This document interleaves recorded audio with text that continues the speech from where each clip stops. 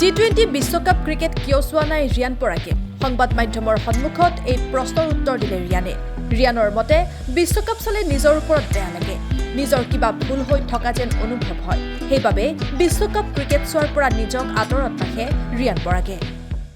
World cup চালে কি হয়, ইণ্ডিয়া এতিয়া ময়ো মানে কি হৈছে, এতিয়া সেই ফ্ৰেম অফ সেইখিনি মানে স্কিম অফ থিংছত আহি গৈছোঁ ন। এতিয়া ইণ্ডিয়াৰ খেলা যেতিয়া মই চাওঁ, মোৰ লাগে যে মই কিবা এটা ভুল কৰিছোঁ বা মই কিবাখিনি কৰা নাই, ৰান কৰা নাই হওক, পাৰফৰ্মেঞ্চ কৰা নাই হওক, বা I am not trained hard enough, বা কিবা এটা মই লেক কৰি আছোঁ, সেইকাৰণে মই ইণ্ডিয়া টীমত নাই।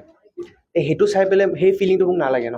সেইটো ফিলিং এভইড কৰাতকৈ মই গৈ পেলাই নেটত প্ৰেক্টিছ কৰোঁ। বাট যেতিয়া ইণ্ডিয়াৰ মেটচ চলিছে মই শুই আছোঁ, ইণ্ডিয়া মেটচ শেষ হ'লে শুই উঠি পেলাই ৰাতিপুৱা জিমত গৈ আছোঁ। আই থিংক সেই ফিলিংটো আহে, সেইকাৰণে মই কৰিছোঁ যে নাই, খেলাটো চাম কিয়, যেতিয়া খেলিম নিজকে চাই লওঁ। সেনেকুৱা এটা মাইণ্ডছেট লৈ গৈ আছোঁ। বেয়া হওক ভাল হওক, এইটো মোৰ বেলেগে কি কয় একদমেই মোৰ মতলব নাই।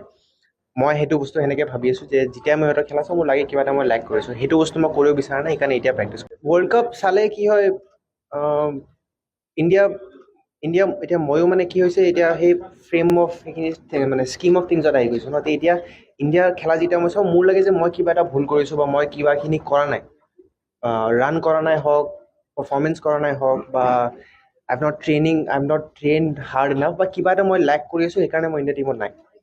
সেইটো চাই পেলাই সেই ফিলিংটো মোক নালাগে ন। সেইটো ফিলিং এভইড কৰাতকৈ মই গৈ পেলাই নেটত প্ৰেক্টিছ কৰোঁ। বাট যেতিয়া ইণ্ডিয়াৰ মেটচ চলিছে মই শুই আছোঁ, ইণ্ডিয়া মেটচ শেষ হ'লে শুই উঠি পেলাই ৰাতিপুৱা জিমত গৈ আছোঁ। আই থিংক সেই ফিলিংটো আহে, সেইকাৰণে মই কৰিছোঁ যে নাই, খেলাটো চাম কিয়, যেতিয়া খেলিম নিজকে চাই লওঁ। সেনেকুৱা এটা মাইণ্ডছেট লৈ গৈ আছোঁ। বেয়া হওক ভাল হওক, এইটো মোৰ বেলেগে কি কয় একদমেই মোৰ মতলব নাই।